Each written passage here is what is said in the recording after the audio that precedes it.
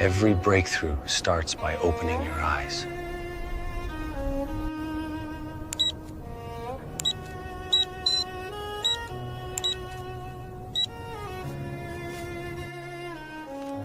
Burnout left me stranded.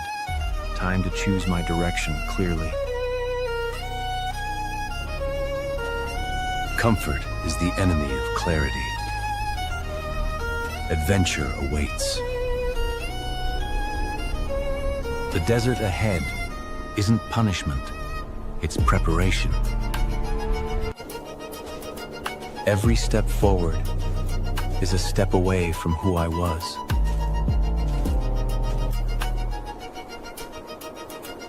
Clarity isn't optional, it's survival. Mirages tempt urgency. Wisdom chooses importance. I choose clarity. I choose growth. Your greatest adventure begins exactly where comfort ends.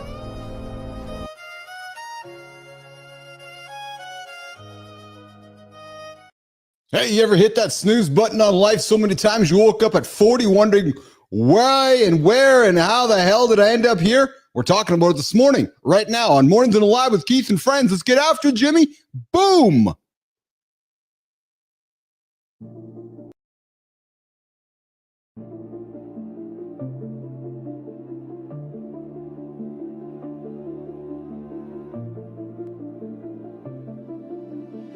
Welcome to Mornings in the Live, where when something negative comes up. Building muscle improves blood flow. From squirting to squirrely.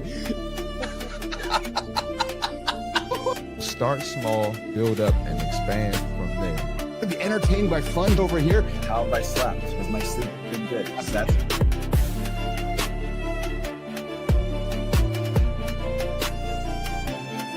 Regret doesn't come from breaking the rules, you guys.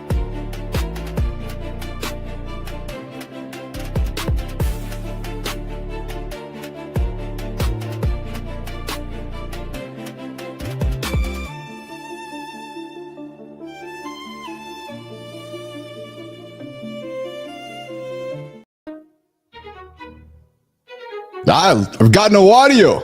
Let me see here. Boom, boom, boom, boom, boom, boom. There we go. I got some audio there now. Good morning. Welcome to Mornings Live with your friends. Yeah, we got the wrong one up there. We got it now. What's shaking, everybody? Good morning and welcome to Mornings in the Live with Keith and Friends. Because today we're diving headfirst into the battle against the snooze button. Yeah. What'd you think of the opener today, guys? Old Keith. Keith, K-A-I-T-H, the AI version of myself. Hey, I'm real. Yeah, hey, look at my eyes. I see you guys all there. I see y'all on your feet. I see y'all there in the feed right now. My eyes are real. Yeah, true story. Check it out. Check it out. Check it out. Check it out. John Kraske, I'm real. Yeah, real eyes. Yeah, my pupils aren't dilated yet. No, it's too early in the morning. Ah! Good morning, Bernard. What's shaking, brother? I see you there in the comments. Glasses going back on. Hey, listen, guys, hour one with the morning loop. Your ultimate morning hook. Yeah, your ultimate morning hack session getting after right now. Hey, Maddie, how's that live show this morning? Matt Roof getting after it. 7:30 Eastern time. Just a few minutes left. Y'all wondering where he was? I was too. We all were. Maddie's just getting after it hardcore. Doom, doom, doom. Doom, doom, doom. Hey, Matt. Yeah. Hey, Matt. Doom, doom, doom. Yeah, what's up? Matt. Doom, doom, doom. Yeah, what's up? Hey, you didn't hit the live button. What? No, I didn't. You mean I've been talking for 7 minutes and I didn't hit the live button? Yeah, true story. Yeah, Matt Roof getting after it. Here's the point, guys. Every single day, 7:30 Eastern time, Matt Roof's getting after it. Kindness rising. Even when he's not hitting the live button, he was still there. He was still there. I promise you, I know for a fact he was still there. He wasn't sleeping, didn't hit the snooze button. He was getting up after it, working his ass off, just digging. And then, doom, doom, doom. Yeah, Maddie, yeah. Yeah, doom, doom, doom. Yeah, Maddie, yeah. No live. Oh! Anyways, Matt's going to jump into the show, I think, for a few minutes today. Have some fun with Maddie. And hey, yep, we're introducing some new wrinkles to the show today. Yeah, last night I went and found somebody to help us. I haven't told my boss though.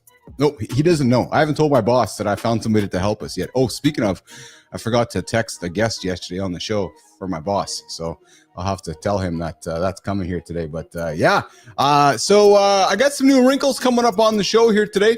I got somebody to introduce you to. We're going to introduce you guys to a brand new co-host on the show today. Not Marty. No, Marty's not.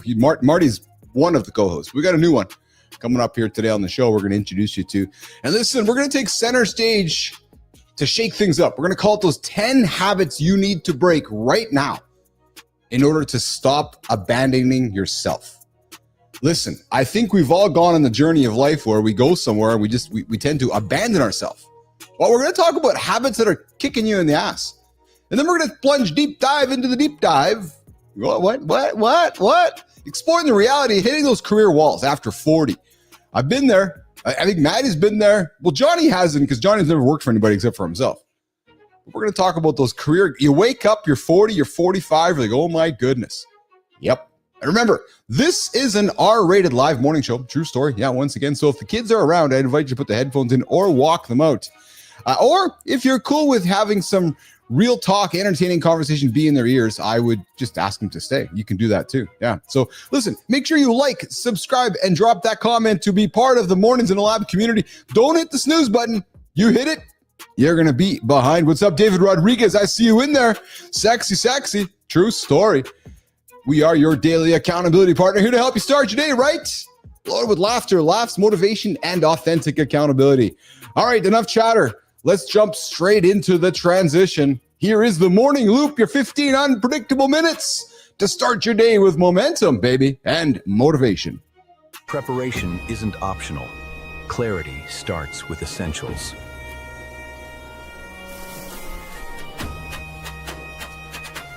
The details matter. Every item is your ally.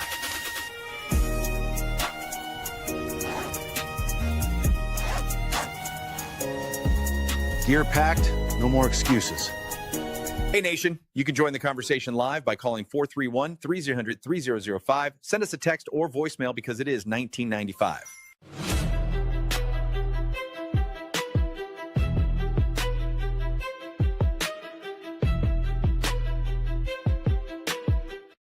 All right, Jim, let's bring up the boys. What's up, Johnny?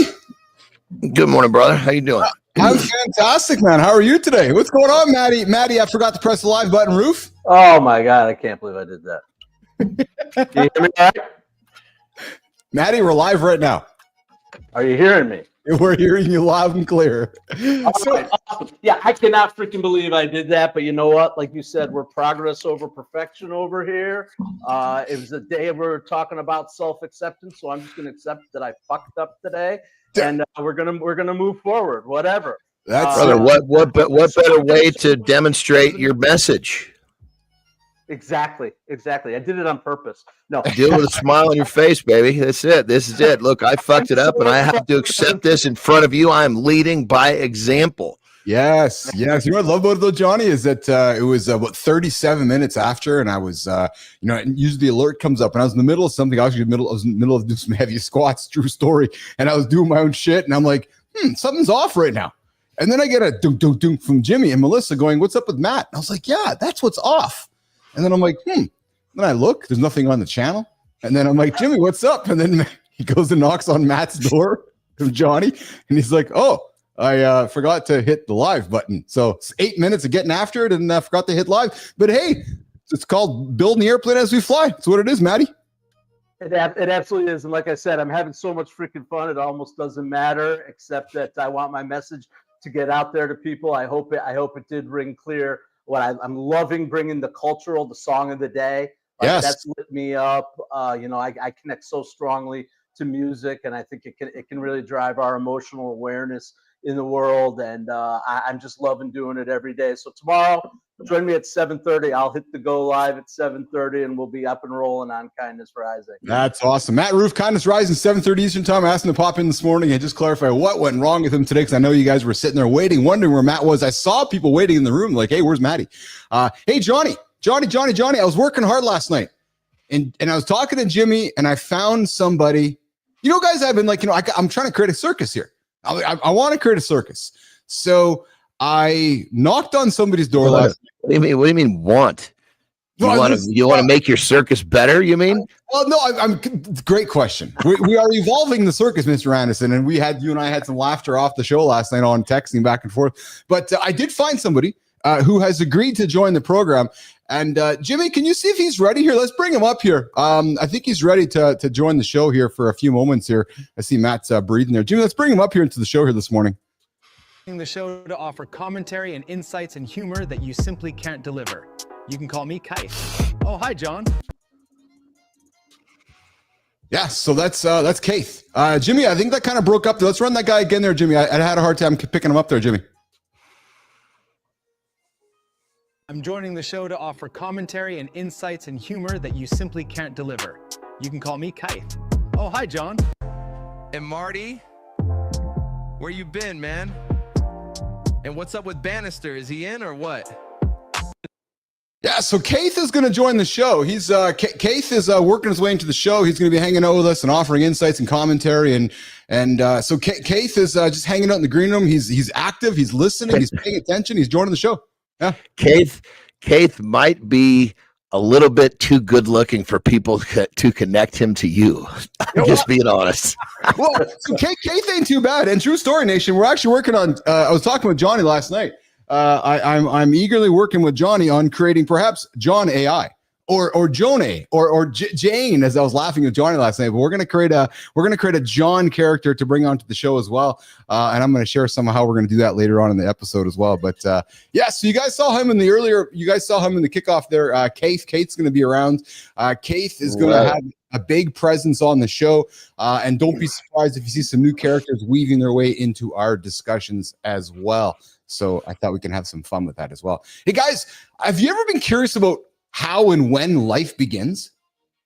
Has it ever crossed your mind? And I mean, I'm being serious. Like, and I know it's a philosophical question. Okay. Oh, yes. Okay. There you go. Philosophical question. Whether you're sitting in the religious camp or the science camp, there's a lot of lead to that question. But I found something on the platforms on the weekend which just made me kind of be curious, and I thought we could throw it up there to have a little bit of going. Oh, interesting. Jimmy, do you have that segment? I want to run this segment on life. Jimmy.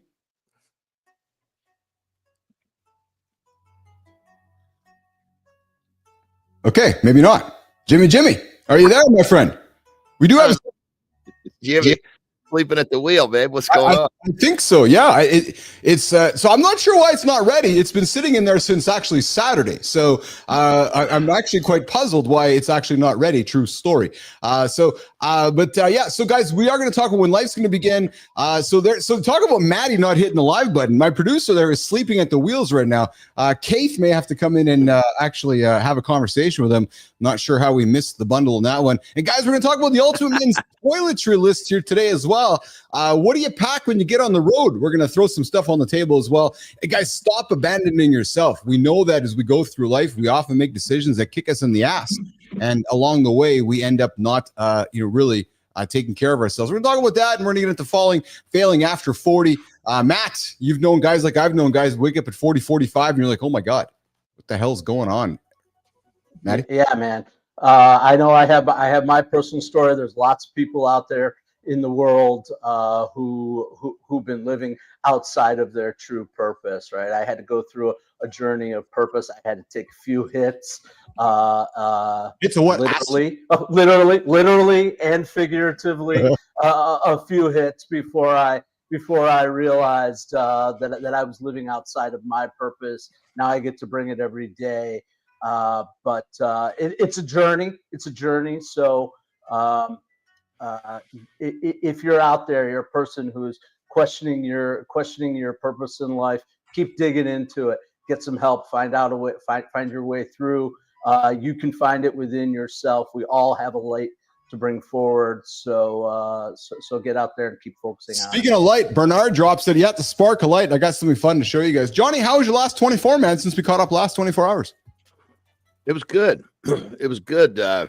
Yesterday, I had afternoon. What I did was I had a good productive afternoon, but what I did was I stayed out of my chair. I laid flat and did some of my work. That was whether I was on my stomach or my back. was more of a test on my spine, if you will. You know, too many people spend, you know, I mean, we all, when we're at our desks, unless you're short enough to stand at your desk, we all sit there and we lean over a little bit. What? so that you get that kind of that upper back deal, right? Yeah. And so I was, you know, because I had a pretty good stretch at my desk. I was like, you know what? I know if I sit here the whole time tomorrow morning, it was going to take me 10 minutes to get this straightened out. So it's like, I'm going to cut this off ahead of time. So I basically I went and did a good chunk of work horizontal. And literally this morning, because if I spend too much time at my desk in the morning, I'll need to spend at least 5 minutes. And I couple this with the beginning of my meditation where I put a pillow under my thoracic back and I lay back and I open up my shoulders, my arms, which then opens everything back up. That I spent too much time like this. That makes sense. Yeah, I did. Yeah. So how do you spell pillow? Is it pillow? Is it Pellow? I noticed that, you know, I say mum. You say pillow. Well, brother, why are you fucking asking me how to spell is what I want to know. Oh, yes, that's right. You fucking bring me here for a lot of shit, but spelling is not one of them. No, Jimmy, we need to create a dyslexic character for the show. Oh, wait a minute. We have one. His name's John Anderson. That's right. It'd be what? It'd be Willop. That's how you spell it. Willop. Excuse me. Wollip. Wollop. It's a Wollop. That's how you spell pillow. Oh my God. Hey, it's 19 minutes after the show here. We're going to get to the accountability check-in in a few moments. But before we do that, Maddie and John, I want to show you guys what life looks like. Bernard already wrecked my hook, man. Bernard, I love you, brother. That is so funny. Jimmy, let's run this little video on what does life look like when it gets set up. Check this out, guys. This is quite fascinating to me. We've never seen it. I've never seen it before. Look at this. What are we looking at? So what you're seeing there is the moment there's a spark of life created at fertilization. So that is the moment that fertilization happens in quote unquote life. Now, again, some would debate that life is spiritual. Some would debate life is scientific. I'm not here to have that conversation today. I'm purely here to share my curiosity. I saw this and I was like, that's pretty fucking cool. Right now, you know, so when so I can see Maddie, right? So and I that right there is that's really just the idea of when fertilization happens. Pretty cool, eh, Matt? Yeah, it's awesome. Actually, like, what I'm looking at, it looks astronomical to me, right? It almost looks like a star, right? And we all like there's philosophy out there that says we're all made up of the same stuff, right? Stardust, and we're all made up of that stuff. That just reminded me of something that might happen up in the sky, like we're looking through a telescope. Well, it looks kind of like a solar eclipse, doesn't it? Human? It does. Human fertilization? That's what that was. Yeah, that's exactly what that was. Yeah, Johnny, you're right. Awesome. It does look like a human. It looks like an eclipse, Johnny. Well, it's like, there you go. Every time life begins, it starts with an eclipse. That's exactly right. Very nicely said. And it's great because I like when I put stuff on the table and we get a reaction, because clearly the community you know got all over this. We got Global jumping in. There is no darkness; it's all light, and some brighter than others, making shadows of dark. And V Drive coming in. It is a star. And Whole Right jumping in. What's going on, Adam? You are a little soul carrying around a corpse. An Epictetus used to say, Marcus Aurelius. Adam, you're way past this morning in terms of your philosophy. Did this get a better reaction than hamstring? I hope so. I got some hamstring comments after the show yesterday, Mr. Anderson. I was like, and hey, like I said to you yesterday, brother, if folks are poking, that means they're listening, which is what we want, right? So it's if they're poking, they're listening. All right, let's get to Jimmy. Let's get to the accountability check-in. Let's set that accountability check-in up, and then we'll get the show going on here and dive into center stage, which is ways that we're failing ourselves. Accountability check-in coming up, Jimmy. Let's do it. To break the cycle, intentions must be clear. Facing obstacles honestly is the first step toward overcoming them. Obstacles aren't barriers, they're invitations to grow. I'd rather watch bubbles being blown from a bulldog's ass right now. Hey, call me 431-3000-3005.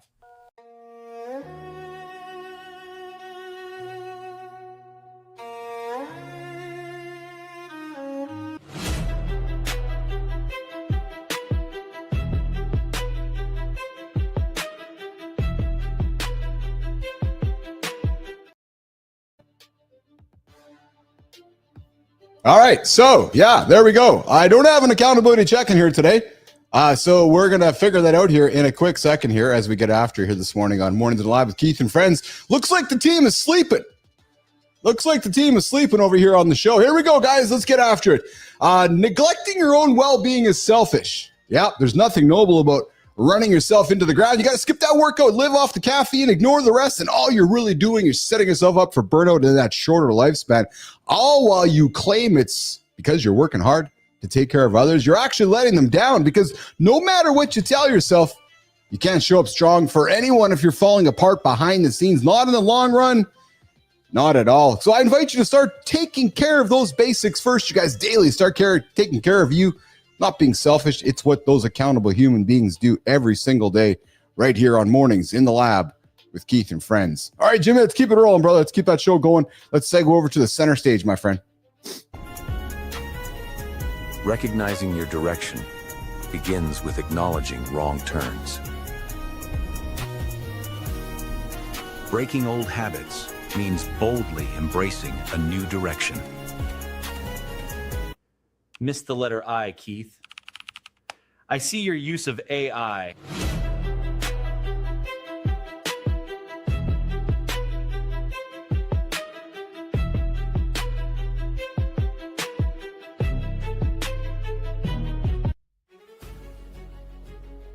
What if the biggest threat to your success isn't your competition, but the way you abandon yourself every single day?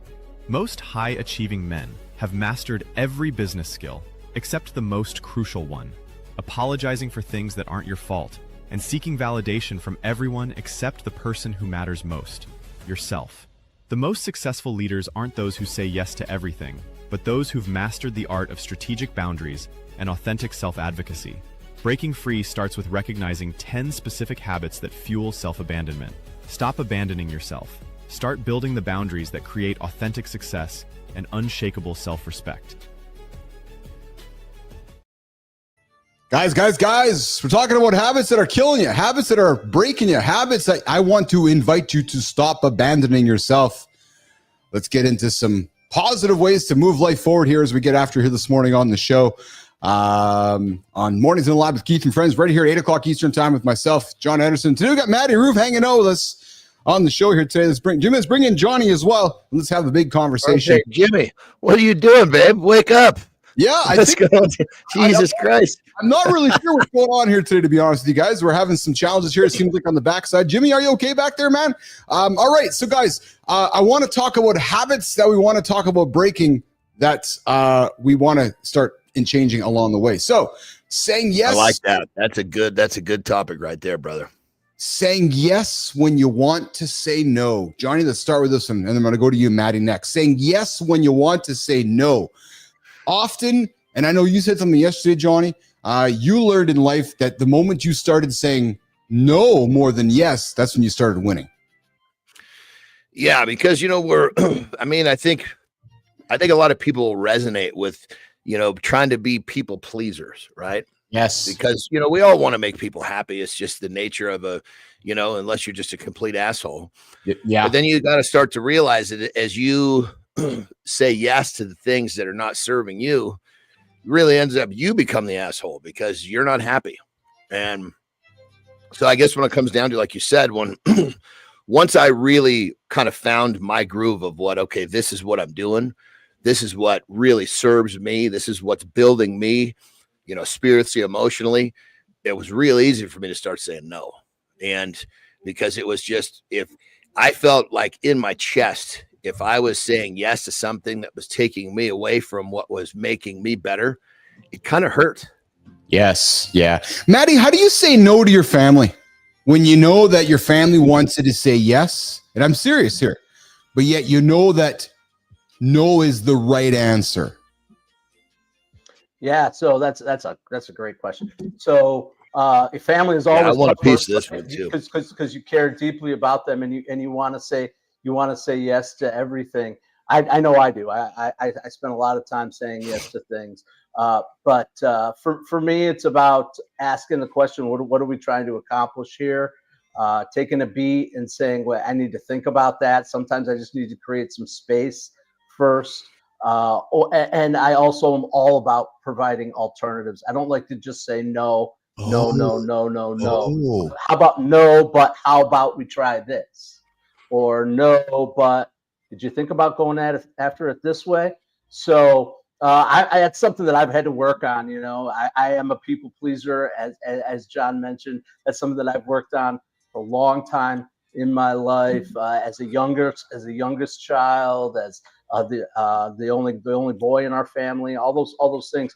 But I try to provide alternatives. I still struggle with saying straight no. I never think I don't want to just say no, no, no, unless it's extremely against my values. Johnny, what about you, man? Are you a no but? Yeah. I like Matt's approach on providing the alternative. Are you the same way? Do you go about it the same way? I mean, I think it just depends. If it's something that I can see that they want to do that they should be doing, but they're going about it wrong. Yeah. Then, you know, a lot of times I won't even include a no. I'll just say, okay, let's okay, but let's do it this way. Right. But then when it comes to, I was a big believer that I needed to demonstrate saying no was something that they needed to learn how to do. So I dropped a no like a hammer. Bam. No, that's not the way we do it. And it was it's not like, no, you're fucking up. We do it better than this. We don't do this like other people. We don't eat poorly. You know, we don't do the dumb shit. Of course, when they're younger to say that, but I wanted to demonstrate we don't live our lives like the dumb shits out there. And unfortunately, they're influenced by those people because that's the majority. Yeah. It's interesting inside of the house, right? Because there's our kids are influenced by others, and like you said, Johnny, if you're it's interesting when you said no, we don't do it that way. We don't eat that way. Yeah. We don't do things a certain way, right? And the way you don't go to McDonald's. Yeah. We don't go to McDonald's. No, we don't do that. That's interesting. So I'm curious. So when you first said no to your kids about that, how did they accept that? Well, you start doing it young enough. They learn the way that it is before they really start taking the influence of other people. Then they say, Daddy, why don't we go to McDonald's? Yeah. Well, because we go to Super Duper Burger, which is kind of like McDonald's, but they use real food. What do you mean real food? McDonald's is a real food. They'll put a lot of chemicals in there, and see, they're very open to it. Yes. Right? But you have to do this from the jump. You can't all of a sudden fucking show up one day when they're 11 years old and decide that you become this fucking person. Well, in many cases, many people try to do it, but they don't carry it out. And then all that happens is their kids even lose faith. Oh, this fucker will hold on to this position. Just hold tight, hello, brothers and sisters. Hold tight. He's only going to do this for another month and a half, and he'll quit. We'll be back at McDonald's soon. You can't. But I was the guy that did it right from the jump. Right? Yeah. That's interesting. I guess I looked at it more programming. I was programming them to see the world the way that I wanted them to see versus the way that the average person, which we know the average person, you eat like the average person. You have the average American diet, you're going to get the average American disease. That didn't exist in our house. I've had to learn the power of no. I've had to learn the power of no in my relationships too, like because it would make me feel really. Because I would say yes often. That quote unquote the nice Canadian, I'd say yes all the time. And I got to be honest, Johnny, I'm looking at you, man. Again, I seem to look at you often. Since I've been in your circle, true story with what I'm going to say next. I have gained more confidence, even at fucking 53, Matt Roof figuring it out. I've gained confidence, Johnny, to say no in certain times. I guarantee you, since I've met you, that I would have said yes to. Like, no, actually, because Johnny be kicking my ass saying, why are you fucking saying yes today if it's not going to serve your goals? And I'm being serious because I would often capitulate and say yes to something, Roofy, where I'd be like, oh, damn it, I got to be selfish about this. And I have done it more recently since this show has started, and I will credit it to our conversations on this during this show. Johnny. Well, I appreciate that, brother. And just so I think everybody understands, Keith's also saying no to things that it's serving him, but indirectly it's serving the people he's saying no to. So understand that. He's not saying no so he can go to the fucking bar and drink. Yes. He's saying no. What's that? Even something you said a couple days ago when you're like, yeah, when people want to invite me over to stay at their house, or it's like, hey, Johnny, come stay at my house. Do you really want me to stay at your house? Yeah, I do. Okay, you really want me fucking going through your house at 2 o'clock in the morning and 3 o'clock in the morning and doing this and this? Oh, that how it's going to be? Yeah, that's how it's going to be. Well, I mean, in that case, I just let them make their own decision. I'll say, look, I'm good with this, but you need to understand what you just signed up for. No, but I like that though. That's me saying yes and no, because often, as Maddie, I see you nodding there. Often I think we as humans go, okay, well, I'm just going to do this because that's what Matt wants me to do, even though I'm probably putting everybody out. Right, Matt? Yeah, I think you got to give context to things. I was thinking about what Johnny said, right? About starting early. That's the best way to do it. But you're saying the exact opposite, Keith, which is I changed later, right? So yes, if you just start saying no and you start doing that thing, people are going to go, whoa, what? But if you say, listen, I'm starting to say no to shit like this. This is why, because I'm improving my life, and by improving my life, I'm going to help you improve your life. I'm going to start saying no to going out for ice cream 3 times a week. We'll go out once a week. Yes. You know, I'm going to say no to those things because this is what I want from my life. Yes. I also really like to connect back to what the guy said yesterday. Dan, I think his name was, about the story about rowing the boat, the British team that was rowing the boat, right? So if you have the end in mind and you keep that in mind, every decision that you make, is this going to make the boat go faster? Is this going to make our financial situation better? Is this going to make me live longer? Whatever your goal is, asking that key question is going to get you there, and saying no becomes easier when you know that it's not serving the ultimate purpose. That's right. Hey, guys, and real quick on that level, you got to remember, in so many cases, you know, when you're being asked to the average person, he lives his life for right now. He's not really, the action he's taking right now is not serving later. He doesn't live with the idea of delayed gratification. The average person lives in gratification right now. And if you're a delayed guy and the people around you are not, there's going to be a conflict. Yeah, absolutely. Hey, we're talking, right now, you're hanging out with Keith and Johnny and Matt Roof here this morning on Mornings Live with Keith and John, getting after every single day. We're talking about 10 habits to break now to stop abandoning yourself. And then we're going to get into a conversation about failing after 40 here in a number of moments. Guys, this is a habit that a lot of Canadians have, which is apologizing when it's not your fault. And, you know, we as Canadians often like to apologize. We're just the kind humans, but, you know, stop over apologizing, not only Canadians, but just out there, man. You know, what it does, it diminishes your self-worth and it reinforces guilt that isn't yours to carry. And I never had this problem myself, you guys, about saying I'm sorry. I know there's people in my circle that have had that bad habit. John, Matt, have you guys crossed people that just apologize all the time for no reason? Well, I think that there's a difference in how you use the apology. There's a person that uses an apology, like I use it, right? When I'm getting ready to respectfully rip you. Yes. My apologies, Keith, but God damn it.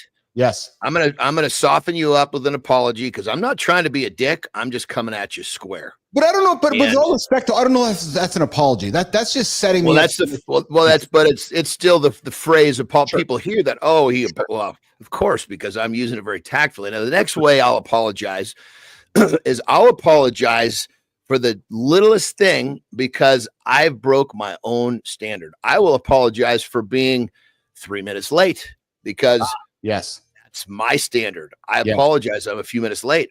I don't like that. I'm apologizing for me, not you. Fair. That's fair. That's fair. Maddie, the next one we do, the next habit we do that breaks ourselves is over-explaining ourselves. For example, I used to do that a ton when I was younger. You do not owe anybody an explanation for your choices, Matt Roof. You're 53 years old. You've done what you've done. I got to trust that your decisions you've made are valid. And I'm doing a role play with you right now. You don't need to validate them, but yet we as humans often come up and validate, and often try to over-explain ourselves, Matt Roof. I think sometimes when we're over-explaining, it's because we're not entirely convinced that it's the right thing to do either. We're trying to convince ourselves as much as we're trying to convince others of it. If we have to over-explain, and that means we're not really confident in the decision that we're making or in what we're doing. I do think it's important, I mentioned it earlier, to give context. I think just doing things without explanation is, or if people have curiosity, genuine curiosity about what you're doing and why you're doing it, I think it's important. Explaining things is a great learning tool. But again, if you start over explaining and trying to justify, it turns quickly into self-justification for something you're doing that you know is not right. I never thought about it that way, but you're right. That's exactly it. When we're not convinced ourselves, we do spend a lot of time finding the words to justify what we're doing, don't we? Yeah, absolutely. That's exactly it, John. Well, and it can also be that kind of that state of mind. You know what I mean? Yes. It's like sometimes when you're in that state of mind where you're just not confident as a whole, it's something that it's almost like you know that's what's going on, but you're almost like it's like when you're confident, boom, this is it. When you're not confident, it's kind of this is it. Yeah. Your explanation when you're confident can be one simple sentence if people want to know, but if you start rambling about it, then it becomes you're really trying to convince yourself. You know, this also reminds me of the idea of mansplaining, right? So that's that I've had in my life because I consider myself a very knowledgeable person. I love trivia. I love digging into research, and I have fallen into the mansplaining trap, and people are looking at me like, shut the fuck up, dude. Like, yeah, we get it. You know, you're knowledgeable. But hold on. Let's stay here for a second. Let's stay here for a second. This mansplaining stuff, honest to God, Maddie, like who decided that they're all going to now start? So I think I've got to ask my AI characters, who has become the AI mansplaining police? No, look, honestly. Well, I'm not one of your AI characters, but I think that there is a lot of it out there. And I will say I don't like the genderization of it because I know a lot of women who like to share their shit over and over again too. Yes. It might be about different things. Men tend to focus on the facts. Women tend to focus on the emotions. But guess what? There's a lot of people of all genders, types, and sizes that like to hear themselves talk. There you go. Hey. Oh yeah. 100%. All right, Jimmy, let's do this. We're going to break up this conversation and come back to we're talking 10 ways we're failing. We're going to go to the deep dive and get into failing after 40. And then we're going to do some lifestyle tip with John Anderson, talk some nutrition, and keep this conversation going.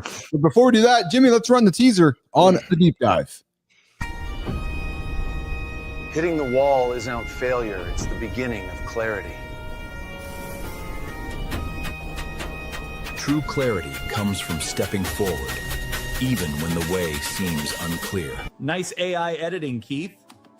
Who is that guy prancing in the sand? Really? What? No budget for real actors?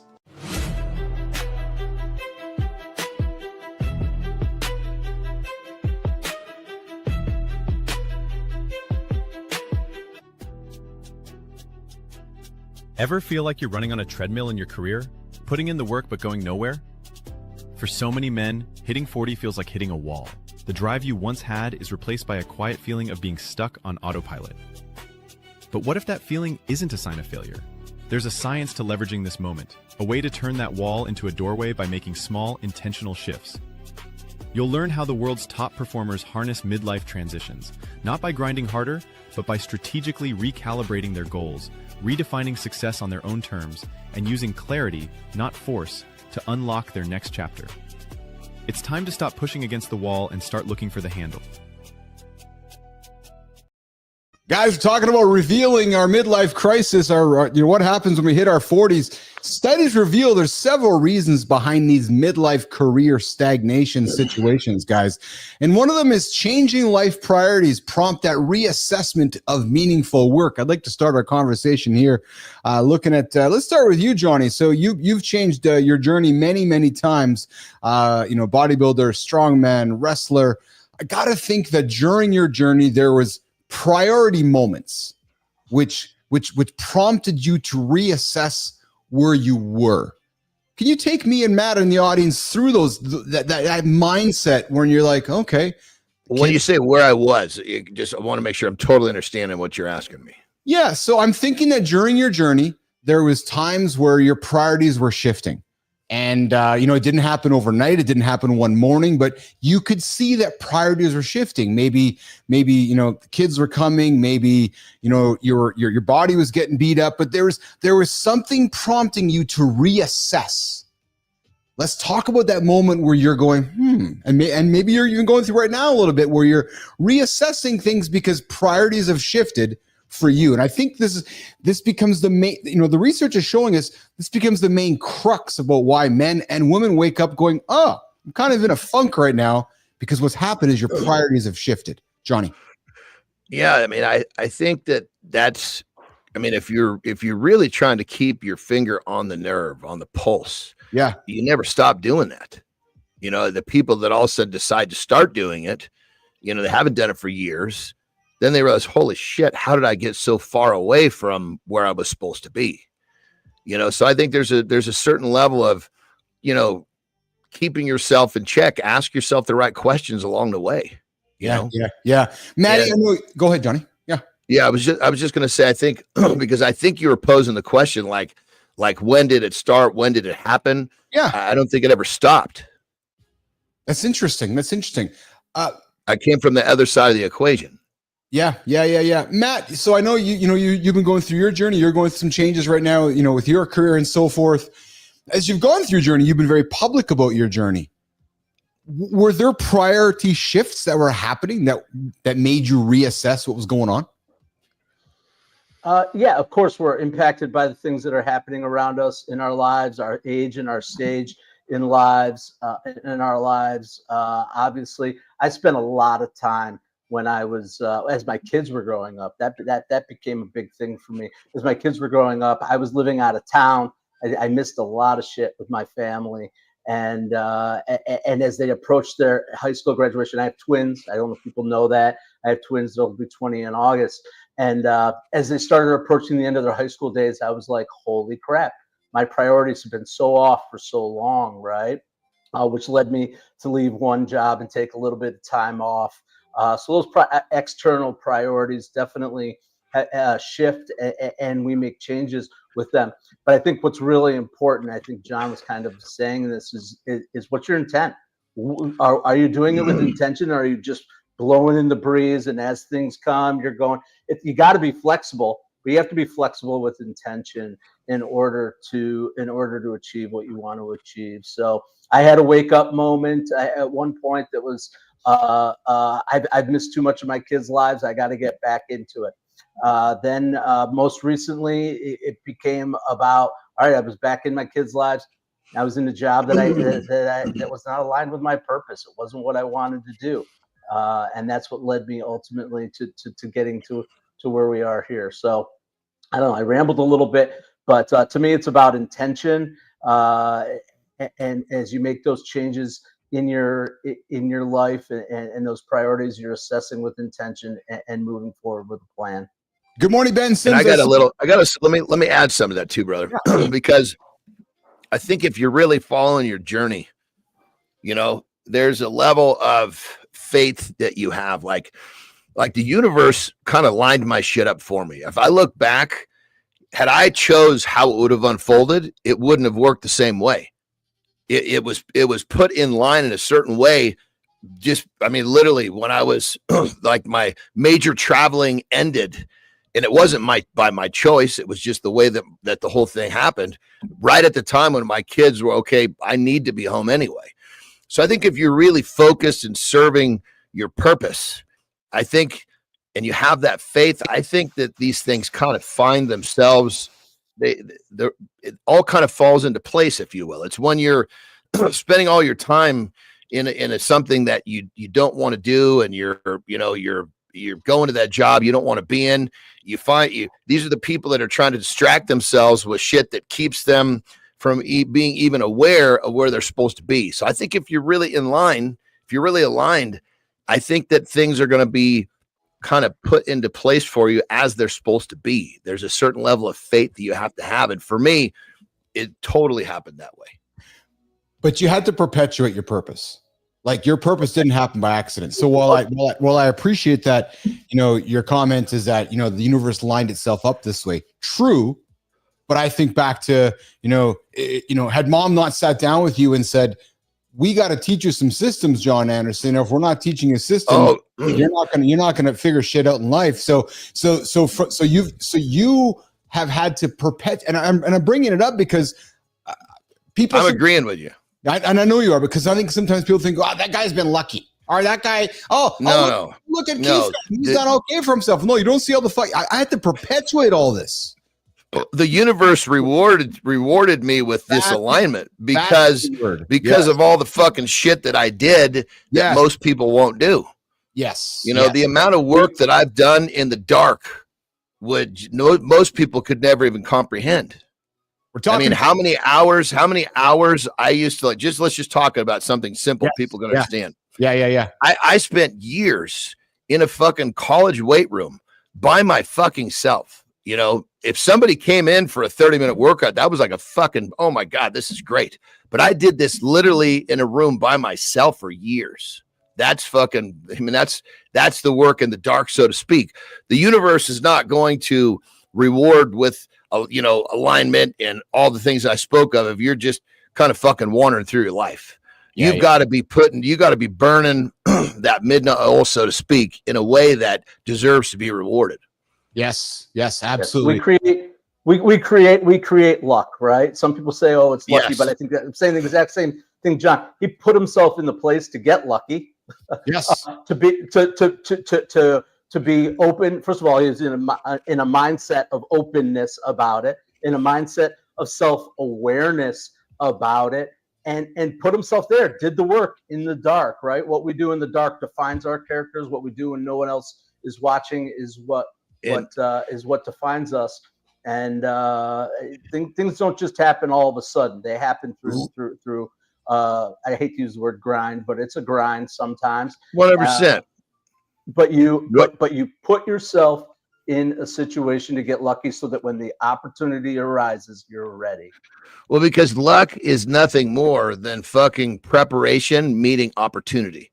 You when opportunities arise and you're ready, oh, you're lucky. No, I was fucking ready. You weren't. That's not luck. That's me being fucking ready all the time. Like when I got my first contract with a magazine, a supplement company, we're always doing photo shoots in magazines. So I stayed in shape all the fucking time. So when someone wasn't in shape for a fucking shoot, they would call me. You know how many fucking layouts I got because I was always ready? No, I wasn't lucky. I fucking made sure I was always prepared. It's 8:50 Eastern time on July 15th. I'm dating the show on purpose because one day in the future, people are going to say, Keith and Johnny and Maddie are lucky. They got a show on Netflix, or they got a show on Amazon, or they got this live morning show. You haven't seen all the work we're putting in when nobody's paying attention right now. You're not seeing all these little tweaks behind the scenes, engaging with our community and figuring shit out. So I appreciate all those comments that we got going on here within the community. All right, Jimmy, let's do this. Let's do the lifestyle tip with Johnny, so Johnny can get up and go for a pee break after that, and then we're going to come back and continue with some center stage habits that are killing us and tease some more conversations along the way. So, Jimmy, let's do the lifestyle tip with John Anderson. Stu, Mr. Jimothy. The strongest action can be a strategic pause. Clarity thrives in mindful moments. You can also get off your ass and join the Mornings in the Lab community, subscribe to the channel, or leave. Yep. See ya, wouldn't want to be ya.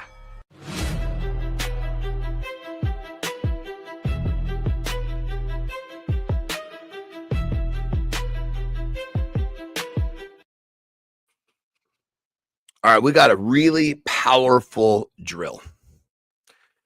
When you get home tonight, you're going to go into your bathroom and you're going to take your shirt off and you're look at yourself in the mirror. And then you're going to decide, are you happy with what you see? Unfortunately, the majority of you guys are not going to be happy with what you see. And what this means, this is a very simple reflection on your choices. The choices in which you live your life, or the way you don't live your life. But here's the deal. If you live your life in a way that is giving you this outcome in the way you look, just think about how many other outcomes it's giving you that are not favorable to what you truly want. Because you see, the way you do one thing is the way you do everything. And people will try to hide behind the fact that that's not true. But, find a billionaire or even a, multi-millionaire, forgive my language, who's a lard ass. You're going to find one. Because the people who really get it, and now you're getting all sorts of these really heavy hitting business moguls saying, you want to make a lot of money, get yourself in ripping shape. Because, and I preach all the time, the habits that built this are the habits that built my businesses, my family, all my success, built my life, built the life that I have that I enjoy every day.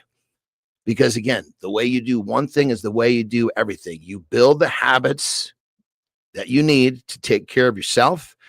And those habits that are taking care of yourself will also take care of the other parts of your life as well. Now, you can try to pretend this isn't true, but you'll be in the same place next year, and the year after that, and the year after that. So it's time to be honest. If you want to talk more about this, this is what I do. Drop in my DMs and LinkedIn, say, hey, and at very least, I'm going to give you a handbook. It's a mental handbook I call the Monster Mindset, which should get you moving in the right direction mentally, because the way you look is nothing more than a side effect of how you think. Rock and roll. All right. That's it. I got to tell you, that is a great point there. Jimmy, Johnny's going to go for a pee here, man. We don't need to bring Johnny back on stage after the segment. Jimmy, we got to get better at that, pal. After lifestyle, Johnny goes straight out here, so we don't need to bring him back up on stage. Hey, guys, we're talking failing forward after 40. What we're going to do is we're going to continue the conversation with 10 ways that we're killing ourselves with bad habits that are moving us backward in life. And I see that we got some comments coming up here as well in the feeds here. Seeking validation from others, Maddie, is something that many of us seek, relying on that external approval. That erodes that self-trust, building that inner validation. Matt, have you been a dude that was always, or have you been somebody who was seeking validation from others? Yes and no. The yes is I spent a lot of time seeking validation from people who I love and respect, right? I feel like I felt like for a long time I needed that, whether it was my father or my mother or my wife. People who I love and respect. I needed that validation. I needed them to say, "You're doing the right thing. You're on the right track." That kind of stuff. I certainly don't spend a lot of time on that now, since I've learned to focus on self-acceptance, which is what we talked about on Kindness Rising this morning. External validation is great, but if it's coming from within yourself and understanding yourself, and accepting both your positive and your negative traits, and realizing that those things that you might consider negative actually have positive effect on them, you won't move forward without that self-acceptance first. And external validation can just be the gravy. So what I find, I've come across many folks in my circle that like to compare themselves to others. And I think that's a big habit that we go, social media has been a big challenge of that, right? Because you see everybody doing something and you're constantly comparing, right? My invitation to those is focusing on your own journey, your own progress, and not someone else's highlight reel. Because it's never going to end, man. It's never going to end, right? And here's the thing, Matt. Here's the thing. And here's what I think we as humans forget. If I'm going to celebrate my FOMO for all the greatness you're doing, I also need to be willing to accept the FOMO of all the shit that you're going through. And that's where humans, Matt is going through some bad shit. Oh, I'm not going to lean into Matt. I'm going to run away. Oh, Matt's going through some good shit. I want to be a part of that. And that what I find is messed up with us as humans, is that when you're doing great stuff, I'm FOMOing all about the great stuff you're doing. But when you're going through shit, I'm running away from you. I don't want nothing to do with you. So social media has allowed us to show only our best selves, right? Yes. It's our resume. Every day, our resumes always show only the good shit, right? Yes. So social media, that's one of the drawbacks, is that that people tend to only show their good stuff. I try to show a little bit of the good and the bad. I showed it this morning by missing out on going live. I tried to do a little bit of progress, not perfection. I focus on that. But nothing kills me more than watching people who are trying to keep up with the Joneses in life, and they're trying to show off. They're driving the car even though they can't afford it. They're joining the country club, but they're eating ramen noodles at home or not paying attention to their kids. All that stuff, because it's all for show. It's not about what they truly are and truly living themselves. So I am definitely not let me sneak in right there. Let me sneak in right there, brother. I so agree with what you just said about that. And I think that there's a misunderstanding. There's a saying that goes around, right? Act as if, right? And people take I'm living in an apartment, but I got to wear a suit and drive a Mercedes, right? And what they're taking that wrong. That saying is not act as if, like pretend. It's saying act as if like you got to develop the habits to go get that shit. Get up at fucking 3 a.m, eat right, self-improve. That's the act as if part that the saying is attached to. But somehow, some way, people take that, I got to buy a Rolex. I got to do this. They got to put on this show to act as if. No, acting as if is in the behavior patterns. And you know what I mean? Isn't it fucking crazy? Yeah. Have you been reading my Substack, John? I can't read. I really just wrote an article. I was just going to say, Johnny, Matt, he can't read. So what the hell, man? No, he's not. Yeah. Okay. So have you been looking at my? So I literally wrote an article on Substack that the title was "Act as If," and it's about that exact same thing. Act as if is something my mother used to tell me all the time.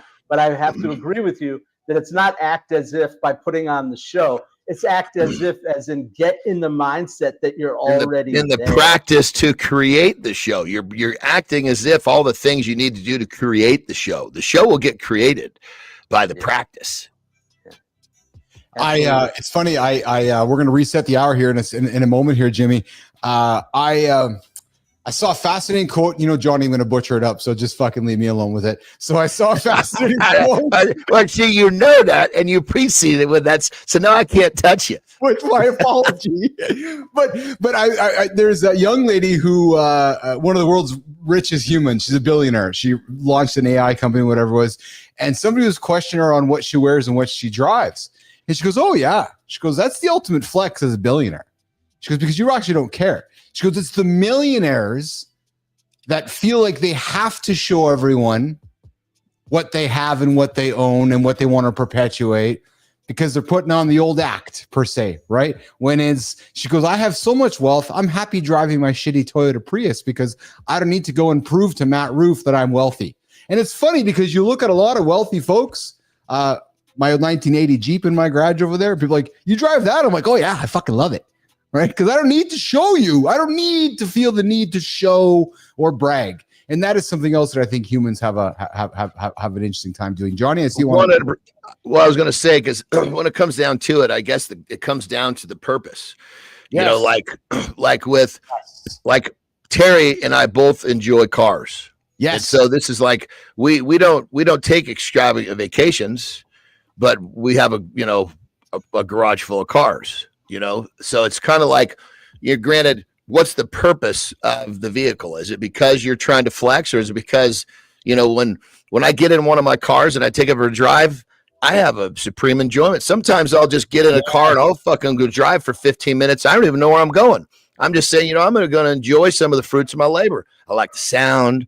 I like the feel of the different, I guess it just depends on the purpose of the thing. I agree with that, but Go ahead, Maddie.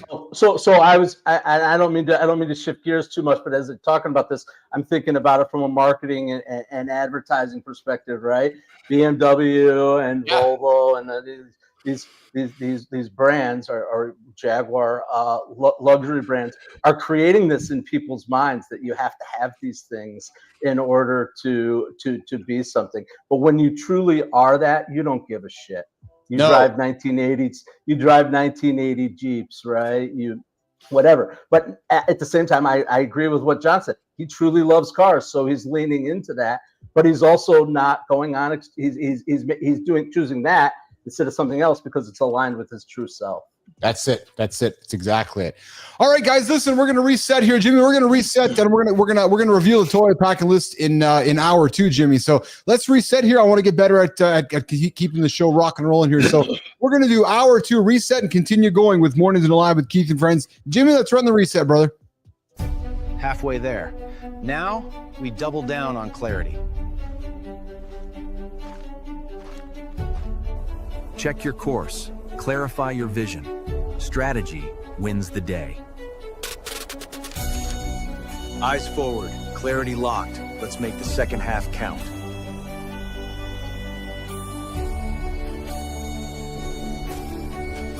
Momentum builds when you keep moving forward. Husky. I said husky.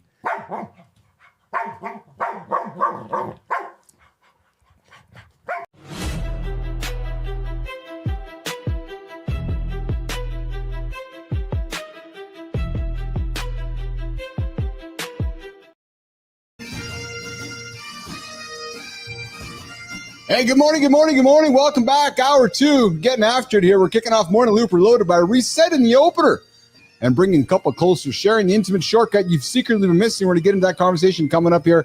And then we're going to talk packing for travel, the ultimate packing list here as we get on the show here today. And just figure out these new segments as we're getting after it here on Mornings in the Lab with Keith and Friends. Jimmy, let's run that segment on the packing list, brother. Let's get that one going here right now. What if the way you pack your toiletries reveals more about your success potential than your resume? Here's a shocking truth. 69% of travelers are failing a test they don't even know they're taking. Every morning, successful men face the same hidden challenge, turning chaos into systems, anxiety into confidence. Yet most approach travel preparation like they approach life, scattered, reactive, hoping for the best instead of building for success. Breakthrough research in cognitive psychology reveals that preparation isn't just organization, it's cognitive rehearsal. The 5-system approach transforms your toiletry bag into a confidence-building machine. Stop packing like an amateur. Start preparing like a professional. Your future self will thank you. We're talking packing. It's a system, baby. It's just a system. That's all it is. I figured you'd like that. I found something fun here. Actually, influenced by Men's Journal, they put together, as we're approaching summer here, the ultimate packing list. So I thought I'd take a page out of it and say, I wonder what guys are packing here today. Yes, Maddie, we see you got to walk off here, brother. So we'll get you out of here. Maddie, guys, just remember to tune into Matt's show here, 7:30 Eastern time, Kindness Rising, getting up and getting after it every single day here, kicking off the morning loop here, Monday to Friday. Matt, what are you talking about tomorrow, brother? Tomorrow's topic is charity. Tomorrow's topic is about giving back and what communities do in moments of crisis. We've had some crises lately, particularly the floods down in Texas, where we had some tragic losses down in Texas here in the United States. But we're going to talk about how communities band together in crisis. We're going to focus on that cultural moment, that cultural touchstone about crisis. Get people thinking about what song am I going to bring that was in response to a crisis. You might already have it in your mind, and we're going to talk about how we respond both individually as community when there's crisis and we need to give back. Awesome. So check them out, guys. Matt Roof, 7:30 Eastern time, Kindness Rising on the Kindness Rising channel and right here on the Mornings in the Lab channel as part of the Business Athlete Performance Lab Network. Matt, thanks for jumping in, brother, on the fly here. I wanted to have some fun with you after your little missing live here this morning. Guys, he was there. He was talking away to the storms and wondering where everybody was there. So, Matty, I appreciate you, man. Hey, appreciate it. And I want to say I see some names in your chat that show up in mine. And that's what we're doing here. We're building a network. So thanks for coming over to Kindness Rising at 7:30 in the morning before you get over here and have some fun with Keith and Johnny. So Be Driven, Lady Drew, Global, all you guys that have joined me. I really appreciate your kindness.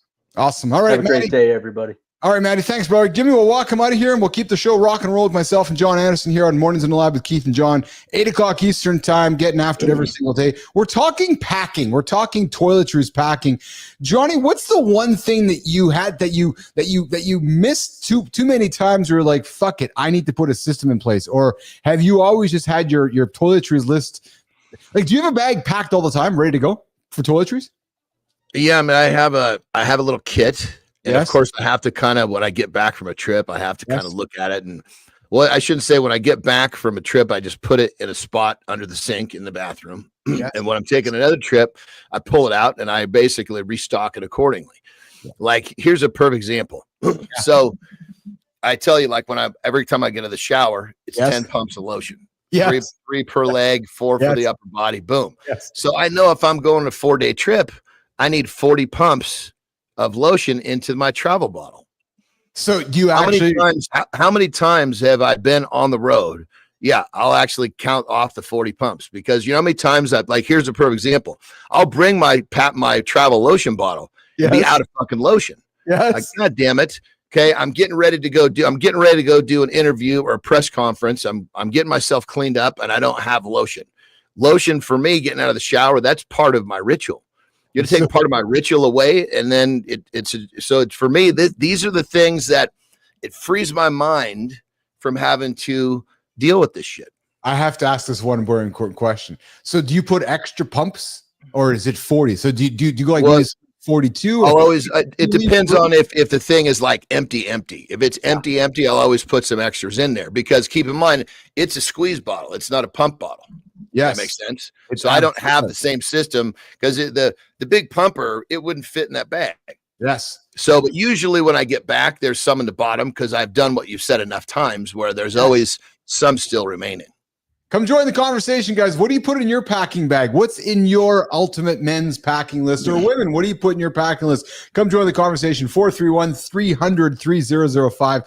431-300-3005. I'll take your call. I'll take your voicemail. I'll take your text. And let us know what's in your packing bag. So on the dental side of things, this is obvious, man. You got your toothbrush, your toothpaste, your floss, and your mouthwash. Am I missing anything, Johnny, from the mouth? Like per example, one of the things I used to falter with was a razor. So now I have a razor that stays in that bag along with the extra little, what do you call them? The little heads that you switch out when they get dull. So I just make sure that little bad boy is self-contained. There's nothing in there. I might need to restock something, but it's going to have everything I need. Do you worry about what's at the location you're going to, or are you very self-contained where you're like, okay, everything is in my pack. I could be right here if I need to. I don't need to worry about if there's shampoo or conditioner at the spot I'm going to. No, I never count on anything where I'm going. Yeah, I'm the same way. I'm absolutely the same way. It's always going to be there, but that's just okay. Then that just makes the journey a little easier. Is there anything in your kit that somebody might look at and be curious, going, "Oh, I never thought you'd have that in your toiletry kit, Mr. John Anderson"? Yeah, that's a good. I think everything that's in there, people would think that that kind of resonates to me. There's the toothbrush. I throw this out there because there's always going to be a bottle of Viagra in there. Yeah. So you got body care, soap or body wash, deodorant, cologne, cotton buds or pads. I use soap very little. I use soap on my armpits, my nuts, and my ass. So I'm good with whatever soap is. There's always going to be, even if it's a little bar of soap with a sink. So I'll count on that. Are you peculiar about your soap? Like, are you one of those, and there's chemicals in it, or do I need the natural soap? Like, are you I find soap quite fascinating. I think when I'm scrubbing out my asshole, I think it needs chemicals. I agree. I think humans need chemicals on our ass. I'm with you there. There's too many of these clean soaps that don't do fuck all. You take some of these soaps, Johnny, like some of these quote unquote clean ones, low chemicals, you put them into your sink to wash your dishes. You're like, what the fuck? This ain't doing shit. Well, that's interesting. Check this out. I didn't know this. Yes. Actually, Terry brought me up to speed. Yes. She said what really does the job with dishes is the temperature of the water more than the soap. Well, yeah, I use hot water. Isn't that just a dumb moment? Yeah. Well, it's like, but I always, I never really connected the fact that it was the temp. I always just kind of used just lukewarm water. That's not killing anything. Well, no shit, Sherlock. So how do you? I thought when I was young, I thought it was the soap that did the job. Well, the soap just allows the sponge to be, move around nice and smoothly. The mornings in the lab community, we're learning about Anderson's cleaning methods right now. So when you're cleaning your ass, hot water or cold water? Well, I'm always going to be in the shower with hot water, dude. Well, there you go. So hot water's killing the bugs. Global's coming in with comb or hairbrush. I have. But hold on. I'm going to put the fucking temperature of the water far hotter in the sink when I'm cleaning a dish, which is rare. Yes. And when I couldn't put that temperature of water in my ass. It was shit, man. It wouldn't work. I couldn't stay under the water. I'm with you there. I'm absolutely with you. So a comb or a hairbrush? Well, Global, we know that Johnny doesn't need one of those. I have my favorite brush because I got such wonderful locks. And if you guys are watching our videos that we're playing in between the segments here, you're seeing my flowing locks constantly. So I have a magical brush that Johnny I've had forever, and it traveled with me. I'll tell you, man. I'm gonna tell you something. I actually lost my brush during one of my brushes during my journeys. And I had a few sad days because I was like, oh my God, I've lost my good brush. You know, check this out. There was a time when I was connected to a brush. Obviously, when I had hair, right? And then I realized that, you know, I basically started wearing my hair short enough. I didn't use one. Oh yeah. Yeah. Yeah. That was great. It was a little bit, it was the back in the day where you put a little bit of gel in your hand. Yes. And I could just boom, boom, boom with both hands, you know, and I was good. I was like, that's the efficiency that I need to develop my life around right there. Global, I'm getting you there, man, because favorite brush is the real thing for hair people. Global, you're bang on, brother. I'm right there with you, man. There is that favorite brush here. So, guys, just having some fun chatter here today about essential toiletry packing items for men to get up and get after it. I think the best recommendation I would have for you guys as you go through your summer holidays, winter holidays, or if you're going to get up and get after it, is have your bag packed all the time. That's my big hack, Johnny. My hack is I have one ready to go. So if you're like, hey, Billis, come see me right now, I could fucking go to my bathroom, pick up my bag, get into my car, and I'm gone and I'm good to go. Like, I'm ready to go right now. You literally have it already packed. Yes, it's ready to go all the time. I have like a travel. Well, what is the difference? It's 2 days or it's 10 days. It works either way. No, so I have like the foundational things. Like I got my, you know, so I'll grab my, so there's foundational things that I will add to it. So for example, like I don't measure my pumps. I just put certain things in there that are always sitting there. There's some gel in there that's probably been there for years. Okay. So we're kind of talking the same language. Yeah, I just don't leave that stuff in the bag. That's you know? right. Although you know what I do leave in the bag is the fan that I travel with. Oh, because I don't have a fan blowing on my face, dude. That is like a sleepless night. Yeah. There. Oh, yeah. Global, are you ready for a black tie event in seconds? No. You know, Global, I've never been to a black tie event. Johnny, have you? I've never been. True story. That's a fucking good question. Never been. Nation, have you? What would be the definition of a black tie event? Look, I'm thinking like a tuxedo, probably like a tuxedo and a tuck. Like you're all dolled up. Terry's all dolled up. Like everybody is in like black tie, like tuxedo, like high end, right? So, and yeah, I have never been in my journey in life. I've never been. Hey, I've never been invited. Yay! I don't think I want to go actually. Well, that being said, I can probably guarantee that I said no to a bunch of those. Yeah. Yes, that's exactly right. That's exactly right. All right, so hey, I want to pivot here as we're looking at the 15-minute mark of hour 2 on the show here. So Johnny, one of the things we always talk about on this show is life expectancy work. We know that if we're having sex often, we're going to live longer, not only with ourselves, but with our partners. But I have done some research, and humans just frankly don't have enough sex. For the most part, right? Average human beings have sex once to 3 times, basically once a week, 3 times a month, kind of thing, right? But Johnny, here's something there's this problem. Folks aren't having enough sex, which means that maybe folks aren't living long enough. So I did find maybe a solution to help people live longer. Surveys show that women typically masturbate about once per week. All right. While men, Jesus Christ. Yeah. I can't believe how little this is happening. Listen to this. Good morning, Fontana. Good to have you in here, brother. Joe, you might want to be part of this conversation. We're talking right now about how we can make humans live longer. And Uncle Keith has the solution. So pay attention.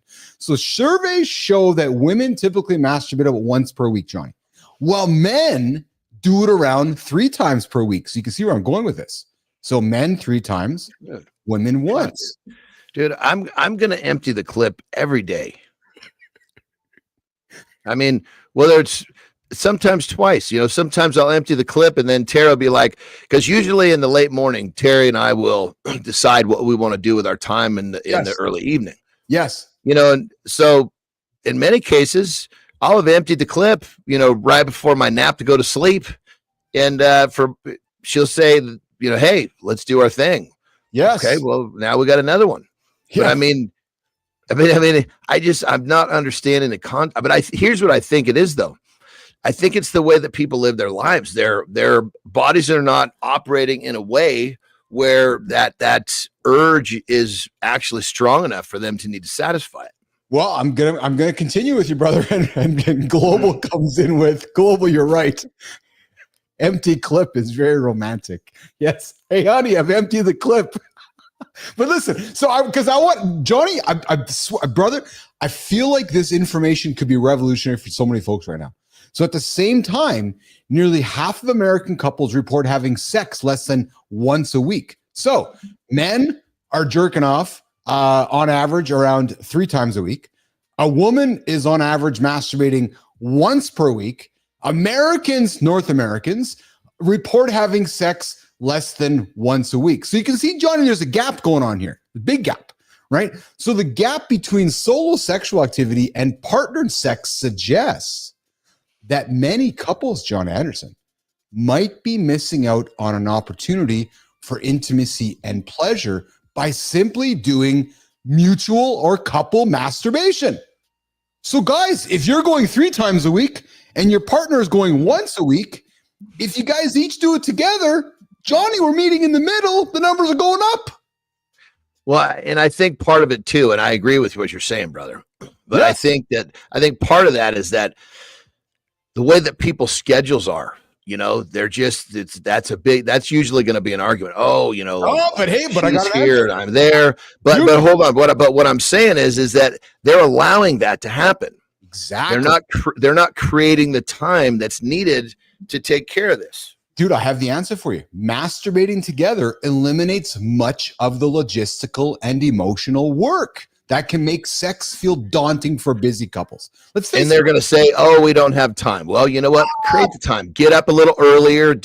What I'm saying is that's their excuse. I agree. But listen. But it's a simple thing. If it's you don't have a time issue, you have a priority issue. 100%. Dude, there's no need for elaborate preparation. There's no need for position changes, whether you're going to missionary or hamstring or a sunroof or cowgirl or whatever, or face sitting, or there's no extensive foreplay, dude. It's just you and your partner, each focusing on your own pleasure, side by side, boom, boom, boom, intimate, check the box, feel closer. Maybe not check the box, being intimate, spend some time together, guaranteed pleasure. And dude, if you can reliably bring yourself to orgasm through masturbation, mutual masturbation almost guarantees satisfaction for both. So you're all going to live longer. So guys, you're going 3 times. Women, you're going once. Meet in the middle. Problem solved. Uncle Keith. So there you go, guys. I've given you guys the answer for the whole day, Johnny. Just like that. It's just like that. Well, and then there's the argument of, he travels. Well, no, but what I'm giving you solutions too, bro. You got to fucking settle down with waving that hand around and let me finish what I'm saying. When I've been on the road a fucking ton, right? Yes. And when Terry and I would get on the phone and just the sounds, but then when FaceTime was released, oh man. That had a whole different element to it. Now you're getting to watch your partner. That's exactly right. So what I'm suggesting is there's actually no excuse for this gap. There's zero excuse for the gap. So, if we all want to live longer, we all got to lean into having more sex. And to do that, we can either do it mutual masturbation, or we can get after it, or we can do it all. But there you go. That's your tip today on Mornings in the Lab with Keith and John here at 8:00 Eastern time. And yeah, Global, try it. You'll like it. True story. Speaking of trying, you'll like it. And if you don't have the energy, if that's one of your excuses, then you need to start looking at how you're living your life. If you don't have the energy, man, stop the crappy food. You're going to hear us repeat this. Stop the crap food. Stop going eating the shitty food. Tune into our show. Make good decisions. And just do it every single day. Just loop it out, loop it out, loop it out. Speaking of food, Jimmy, I think we have a segment about protein that I was going to get to in the first hour. Jimmy, do we have? I think we have that maybe teed up there, Jimmy. Let's get to that. I'm kind of throwing at Jimmy here quickly here, but we have a new study. Fueling right isn't optional. It's the foundation for unstoppable energy. What? What are you looking at? I'm not fat, just husky. That's what my mom told me.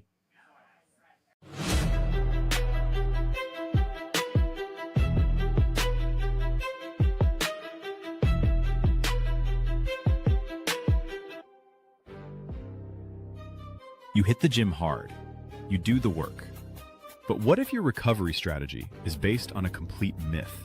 We've all been stuck in the 25-gram protein box, carefully spacing out meals, worried that 1 gram too many will go to waste. It's a ceiling we've placed on our own progress. Now, new science from a landmark university study proves there is no ceiling. A massive protein dose after a workout triggers a sustained, powerful, muscle-building state. This is your permission to eat a real, satisfying meal after you train, knowing every gram is being put to work building stronger muscle tissue. Break through the plateau. It's time to eat like you train.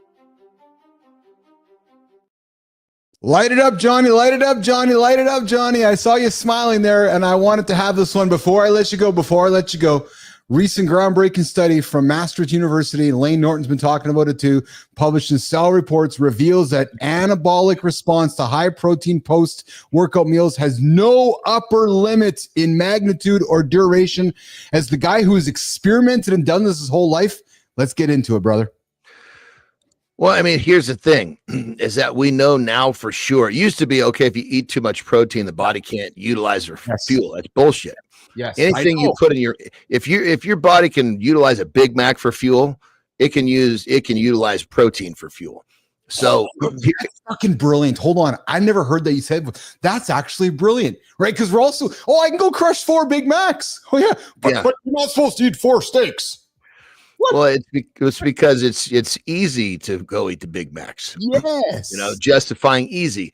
But we know now, I mean, I've known this forever because I mean, I've been on a high protein, carbohydrate, very, very minimal. I call them unintentionally digested carbohydrates. They just kind of get in there. You can't get them out.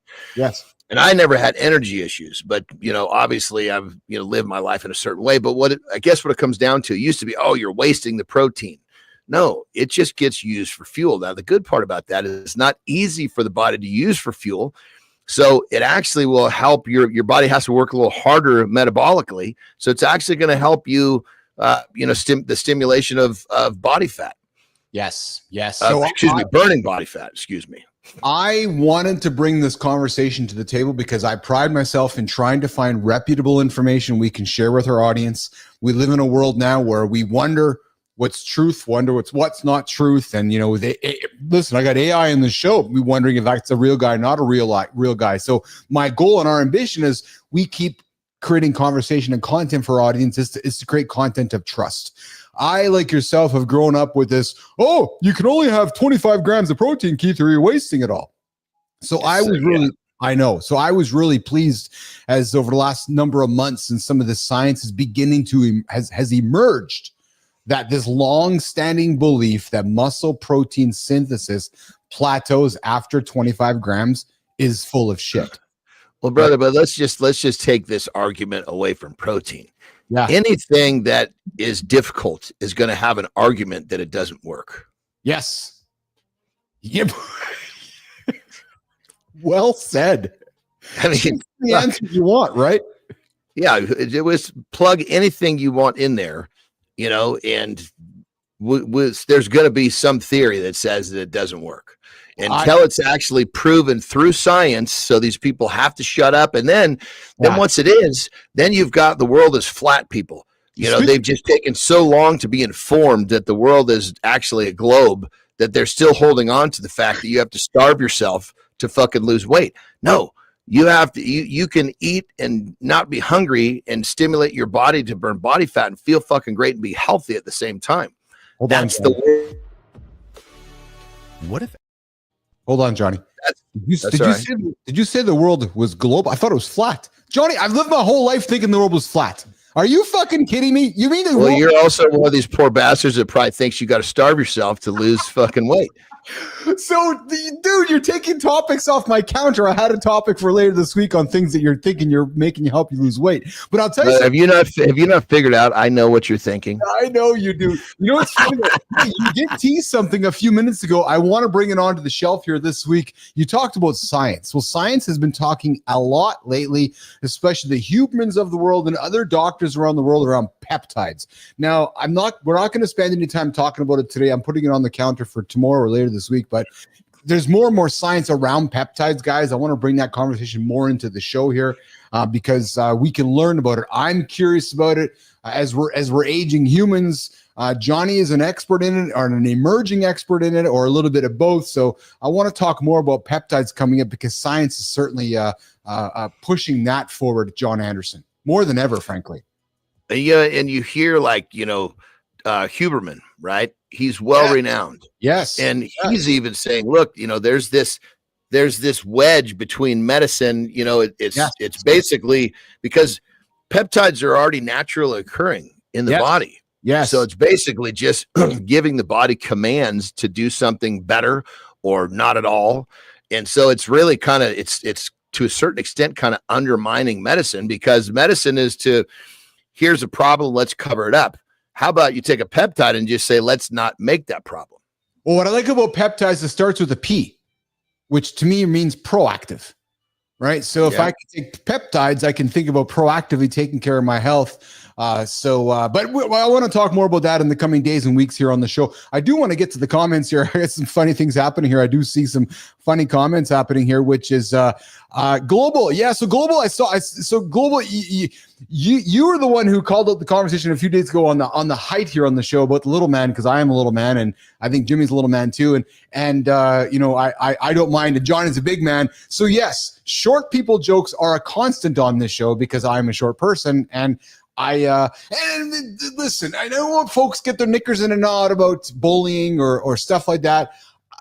I think the world has gotten too woke with some of that craziness. So if you don't like some of the things we like to joke about here on the show, then I would invite you to go maybe elsewhere. And that's not to be offensive to somebody. That's just to be saying, hey, man, the world's just gotten too rigid with some stupid with just certain things, and I just want to continue to try to push the limits and have some fun.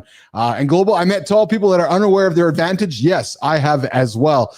Danielle, good to see you here in the comments. I love having you in as well. Guys, I invite you to subscribe to the channel, like the channel, and global, wonder what type of characters in Hollywood that are short, which influence our perception. Well, I can tell you, Sylvester Stallone's pretty little. There's a lot of dudes that are littler than we think, but the magic of Hollywood makes us appear bigger than anything. And I can guarantee you, like, I thought John was like 6'5", 6'8". He's like, no, I'm fucking 6 feet. And I'm not knocking it, but it's just our perception of 6 human. feet. Like, if I'm really fucking I was once 6 feet, not anymore. Fuck, I'm probably under 5'11" now.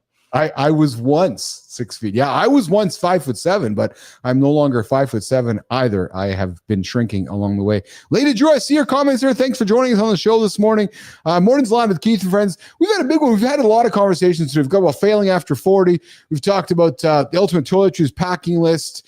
Jimmy, are we missing anything, Jimmy? Or before we get to the community corner with Johnny, we're going to walk Johnny out here in a quick second. We're going to get to the community corner here in a few moments as well.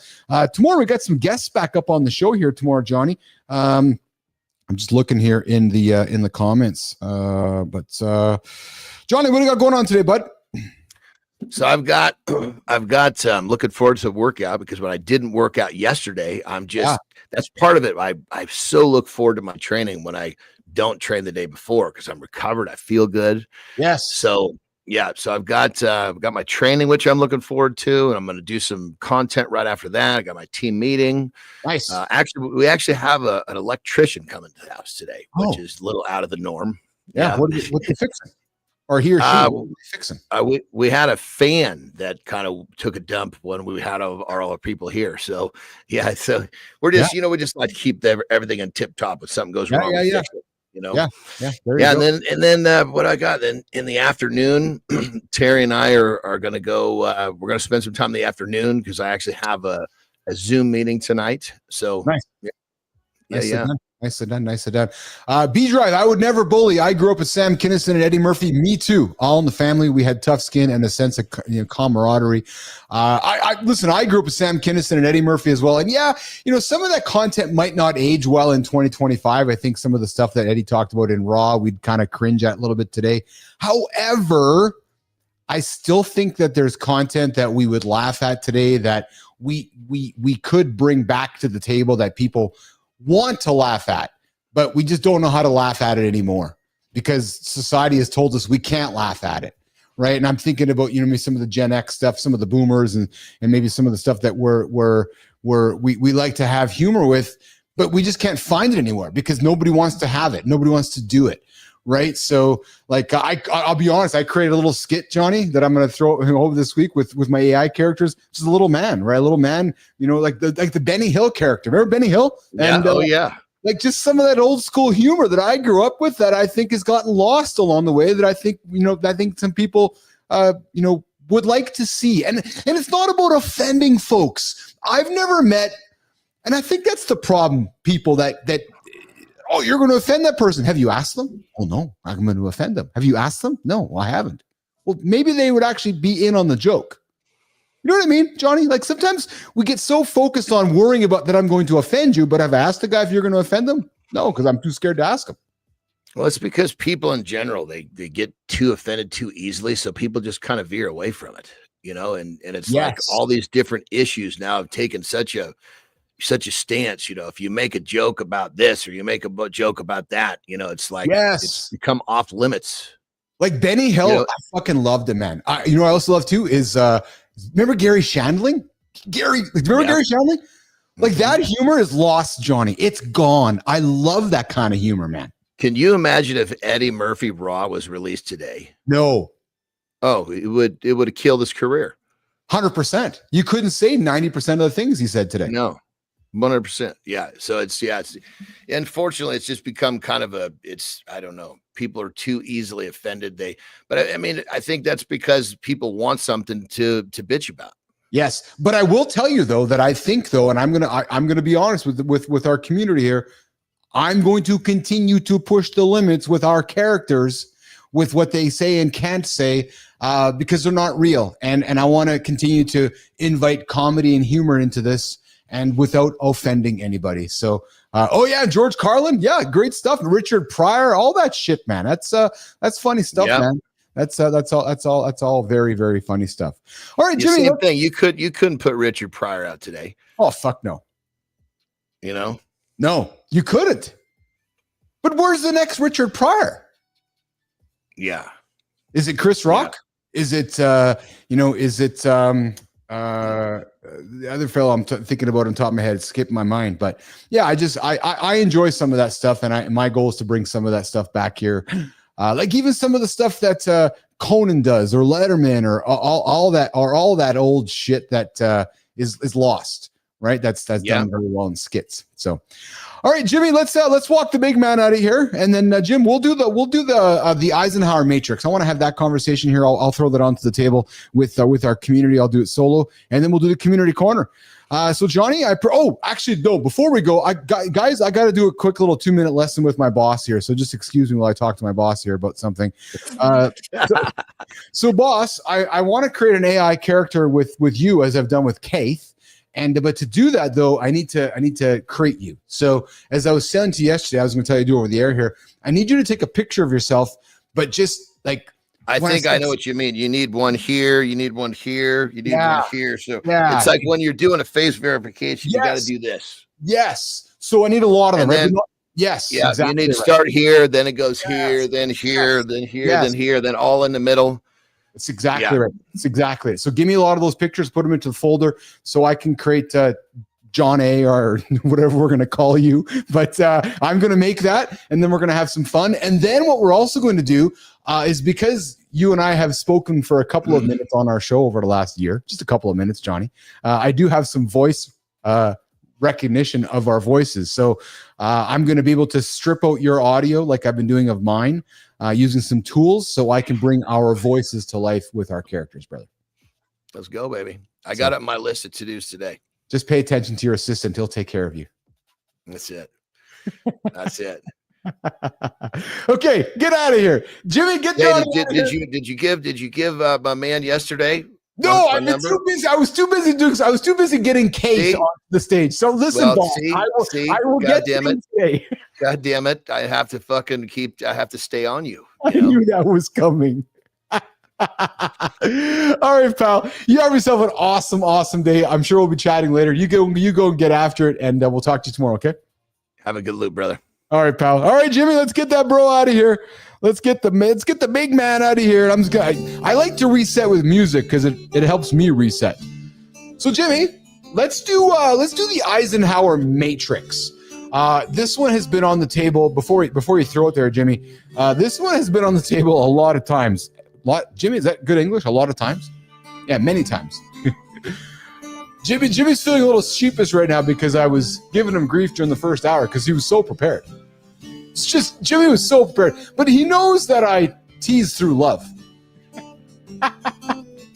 It's so true, Jimmy. So we've had this Eisenhower Matrix. Hey, Jimmy, is Danielle just stuck with hearts? Danielle, I love your hearts. Yeah, just keep throwing me the hearts, man. Every time you throw hearts, I feel warm in my heart. So I have had this Eisenhower Matrix conversation on the table for a number of weeks. Oh, Robin Williams. Yes. Lady Drew. Big fan of Robin Williams, man.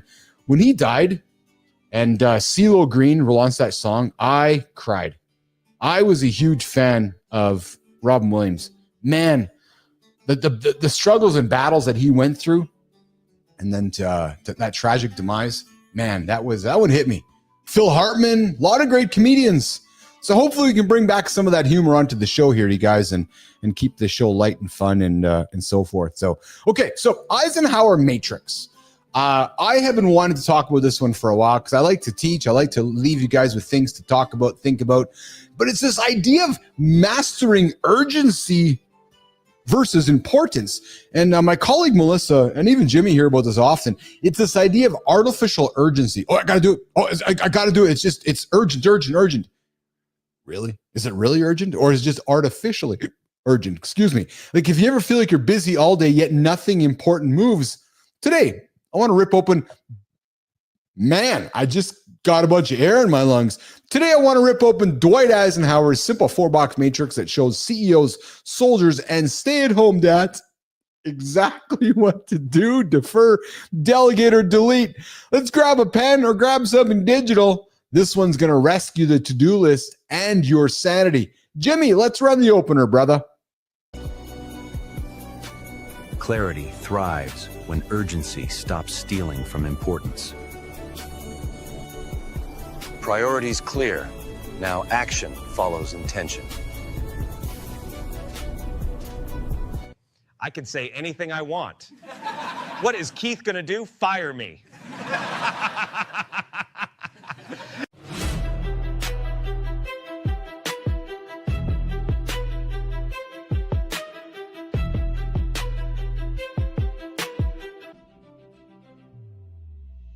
What if the secret to getting more done wasn't moving faster, but learning what to ignore? We're conditioned to react to what's loudest, the notifications, the urgent requests, the constant stream of digital noise. But breakthrough thinking from one of history's greatest leaders shows that what's urgent is rarely important. You'll get a simple tool to instantly see what to do, what to delay, and what to delete from your life.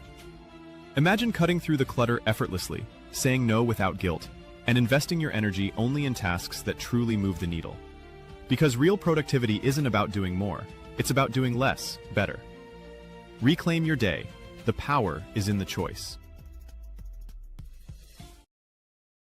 All right. Guys, we're going to have a conversation around the Eisenhower Matrix, removing artificial urgency from your life. Yes. How do we do that? Well, we might have some things to teach. Global, import more Canadian comedians. I'm with you there. Maybe Jim Carrey. Who are the good Canadian comedians that we can lead into global? I'm starting to be curious about that. I know Jim Carrey is obviously, the Trailer Park Boys. We got a ton of Canadian comedians that have had an impact on America, on Hollywood. Yeah, we'll start with one of them. One of them being Jim Carrey, one of the classic, Canadian comedians. Okay, so the Eisenhower matrix, how does it work? Well, I'm going to invite you to go through your day today. And as you look at your day or your week or your month or your life, draw 4 quadrants. Yeah, just draw those 4 quadrants. And you're going to draw 4 quadrants. You're going to make urgent, important, not urgent, important, urgent, not important, and not urgent, not important. And then you're going to sit back and you're going to explain why. And then we're going to talk about why high performers live in quadrant 2, the important, not urgent quadrant. Yes. We're going to talk about it here today. All right. So I need to pivot myself over to this camera over here so I can pull this conversation up in front of me here and give you guys something to lean into with how we are going to learn about today's Eisenhower matrix. All right. So, and then we did have a conversation lined up here today about community burnout, but since we have talked much about that in the first hour, I think there's not much more to add to that conversation here today on the focus. So we're going to lean into mastering urgence versus importance. So if you're sitting back here today and you're going, you ever feel like you're busy all day and nothing moves? You know, you want to think about these four matrix, right? And where is my notes here? I am lost on my notes, and I don't think this segment is working as well as I thought it was going to do here. Where are my notes? Yeah. All right, so I think we're going to stumble away from this one here because this one isn't going to work like I thought it was going to work. So we're going to do the progress over perfection segment on this one here on the Eisen. Oh, here's the learning. I guess it wasn't urgent. So we're going to move it off the table and not going to have the conversation around the Eisenhower matrix. We are going to bring it back though, because there's a key learning in this whole situation around the Eisenhower matrix. And the learning is this, and I'll summarize it this way. We go through life, everything is urgent, which is often preventing us from making the right decisions on the right things. So what we might want to consider is these 4 quadrants, right? What's important, but what's not urgent? What's important, but what is urgent? What's important, but kind of urgent, and what's not important at all? And I'd invite you to look at your list of items on your task list and put them into the box that is actually what you really think is urgent, and then step back and ask yourself if it can be done today or done tomorrow. And then you're going to start finding yourself saying no to more things instead of yes to all these things that you think you need to do. So there's my quick summary on the Eisenhower matrix. Jimmy, I butchered that one here this morning on Mornings in the Lab with Keith and Friends on a Tuesday, July 15th, dating the show this morning in the lab. Hey, at least I didn't forget to hit the live button, Jimmy. At least I didn't forget to hit. Who would do that? Yeah, I wonder who would forget to hit the live button here on the show. Bernard, I love you, man. Time is not real. Now is all that exists, and it has no length of time. Yeah, so hey, time. So Bernard, if I was out here doing a morning show and trying to sell people on doing live conversations, I'd say yes, time is real, because time is real first thing in the morning. Why? Because when we all connect, think about what happens in the morning, right? We all get up, we connect together. But as the day goes on, time becomes largely irrelevant, because your time, Bernard, as the noon and as the day goes on, becomes very different than my time. So I really strongly believe in the power of live morning conversations. Global, all my comments are rhetorical, exploratory, and contrary, just words. I love you, Global. I love your content and I love your comment. Most importantly, I love your engagement. Right, I've said this many times, man. This show doesn't exist with people like yourself, Global, B Drive, Lady Drew, Danielle, everybody's showing up here every single day to contribute to the community. That's why this works. Whether it's rhetorical, whether it's responsive, whether it is purely just getting after it, I very much enjoy everything you guys are putting out there for us on the table. Okay, so Jim, I'm moving us over to the community corner segment. So why don't we get that rolling here, and then we'll get the community corner happen, Jimmy. Clarity deepens when connection is authentic.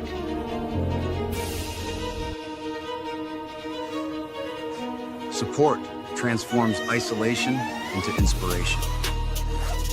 Clarity, clarity, clarity, come on, really? All All I need is these glasses and some green, and life becomes clear for me.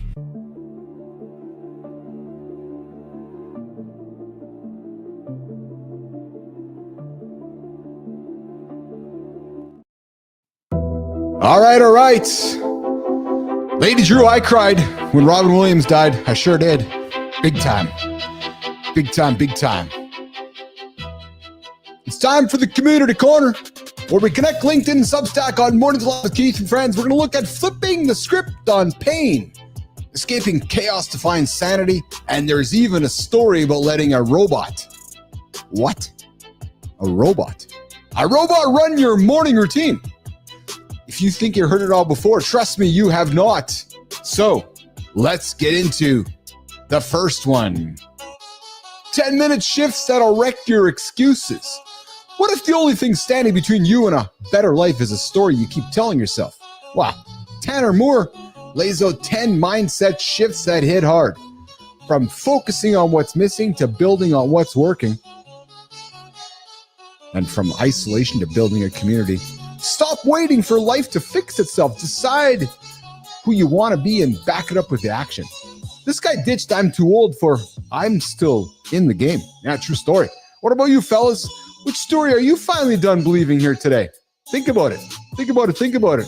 All right, Substack, when your accountability partner is a robot, you heard me talk about this one, the robot. You ever think about letting a machine keep you honest? We kind of leaned into it yesterday as the world of AI comes around us. Melvin H. Walker from Lemon Tree Mindset did it, and it worked. He built himself an AI coach that's all business, zero excuses. Suddenly, he's walking more, working smarter, and even spending more time with his family. Wow, I got to tell you, sometimes the best partner isn't the one who doesn't care about how you feel, just whether you showed up. Let me ask you this, guys. Would you trust an AI coach? Love to hear from you in the comments. All right. Keeping it rolling over on LinkedIn. Dad's Stillness, the Secret Reset. Tyler Graham, 6 kids, still finds time to hit the pause. What's his move? Escape to a cabin, sit with his thoughts, and come back ready for whatever chaos the house throws his way. It isn't about checking out. It's about checking back. Everyone needs a reset button. And for Tyler, it's stillness and silence. Where do you go to clear your head and get right again? Is it the lake? Is it the cabin? Is it the mall? Is it a concert? I want to hear from you in the comments. True story. And listen, going back to LinkedIn, turning pain into fuel. How much pain are you willing to put up with before you finally say, enough is enough? Well, Jazz Horn found himself staring down a flight of stairs, knees throbbing, completely drained by constant pain. He tried everything, doctors, surgeries, injections, nothing worked. Did he try peptides, Jimmy? Yeah, it wasn't until he stopped looking for the next quick fix and got serious about rebuilding his body that things turned around. For Chaz, it started with squats, it started with grit and a new mindset. Well, sometimes pain isn't a sign to stop. It's a push to finally take control. So, yeah, ask yourself, pick one pain you've been avoiding and make today the day you're going to do something about it. That is what you might want to consider doing as part of today's Community Corner. And that's it, fellas. If you want your own story featured on Mornings in the Lab with Keith and Friends, I invite you to follow us on LinkedIn and Substack and tag us in your next post. I love you too, Danielle. Yes. Thanks for joining the conversation. Hey, guys, listen, you can join the conversation 431-300-3005, live 431-300-3005. Phone the show, leave a voicemail, or send me a text. 431-300-3005. It is 1995. Trying to bring it back here on Mornings in the Lab with Keith and Friends every single day. All right, Jimmy, let's go to the Creator Spotlight. Let's get to number 1. What if the secret to building both a stronger body and a sharper mind isn't choosing between the gym and the library, but combining them? Most men feel torn between physical fitness and intellectual growth, believing they have to sacrifice one for the other. They hit the gym, but neglect their minds, or they read constantly, but let their bodies deteriorate. John Finkel discovered that the discipline required for consistent reading mirrors the commitment needed for physical transformation. His Books and Biceps newsletter proves this connection works. with over 20,000 men achieving a 95% success rate in both areas. Start by pairing one book chapter with each workout session. Stop choosing between strong and smart. Build both your muscle and your mindset starting today. John Fingal isn't your typical writer or gym guy. No, baby. No, he's a dad who reads with his kids. A guy who benches 315 but never acts like he's above anyone. And the first to crack a joke about meatheads while recommending his favorite book. Yeah. John knows most men get boxed in. Either you lift or you read. That's it. He smashed that wall. Though through books and biceps, he made it normal for guys to care about their bodies and their brains, and he's built a community where both matter. For John, the real flex isn't much how you can lift. It's showing up for your family, your friends, and for yourself. He's proof that you don't have to pick one lane. You can have it all in abundance. And John, we'd love to have you on the show, brother. We're celebrating you today, so we can have you on the show so you can celebrate someone else as part of our Community Corner, the Creator Spotlight. So here's how it works. I want to give you the light, my friend. I want to give you the light so you can shine it and pay it forward on the next Community Corner on the Creator Spotlight right here on Mornings in the Lab with Keith and Friends. Let's go to the next one, Jimmy.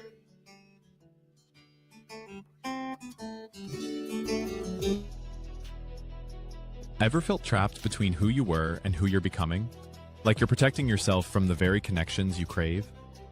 Most men carry wounds they can't name, building walls that keep out pain but also prevent authentic intimacy. We push through instead of getting curious about our own stories. Licensed therapist Blake Roberts discovered through his own addiction recovery and helping hundreds of men that real strength isn't about emotional armor. It's about choosing curiosity over criticism when examining our protective patterns. The breakthrough happens when you stop asking, "Why am I broken?" and start asking, "What is my story trying to teach me?" Your wounds can become wisdom. Choose curiosity today. You know what takes real guts? Admitting you need help. Yep, Blake Roberts almost didn't make it to the therapist chair. No, not as a professional, but as a client. He spent years avoiding his own counseling, believing that asking for help was weakness, that he could do it alone. Today, he helps men navigate the same journey, from hiding in shame to finding real connection.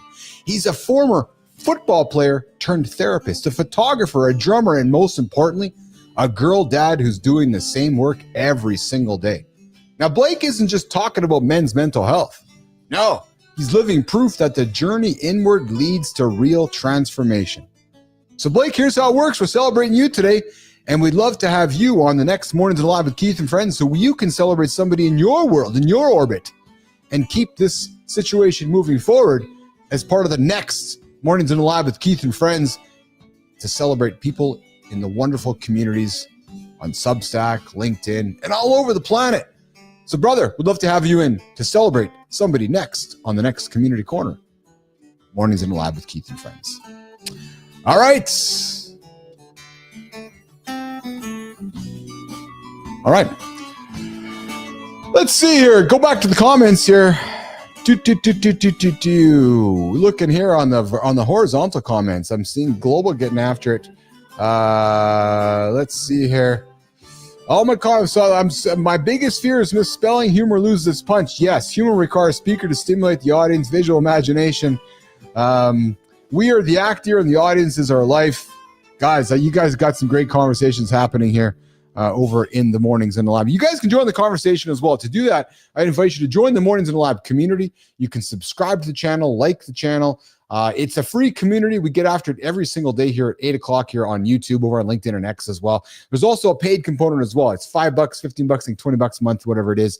Not here to line the pockets. It is here simply to reinvest and keep moving the show forward. So I invite you guys to do that. I invite you to join the conversation. And the conversation doesn't stop. When the show is over, we keep it going here, guys. And you can do that by sending me a text, sending me a voicemail, or simply give me a call. 431-300-3005 on Mornings in the Lab with Keith and Friends. All right, we're going to wrap it up here today. We stumbled through today's show. It's about progress, not perfection.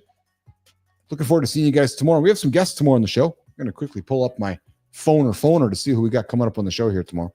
We do have some guests. I invite you guys, remember, check out Matt Roof at 7:30 Eastern time tomorrow. He's going to get after it daily right here on the platform. And tomorrow, he's talking about kindness, uncommon kindness. He did say what he was talking about tomorrow, but I somewhat forgot. But I know he's talking kindness, and that's the main theme of what we're going to get after at 7:30 Eastern time. All right, tomorrow we got Adam is joining us tomorrow, and Nora is joining us tomorrow. So we got a couple of guests joining us tomorrow, and not you, already. No, I know you. We haven't got you on here yet, but we'd love to get you on the show. Okay, so Jimmy, let's get out of here. We'll see you guys tomorrow. 8 o'clock, right here. YouTube, LinkedIn, and X. See you guys tomorrow. Ciao.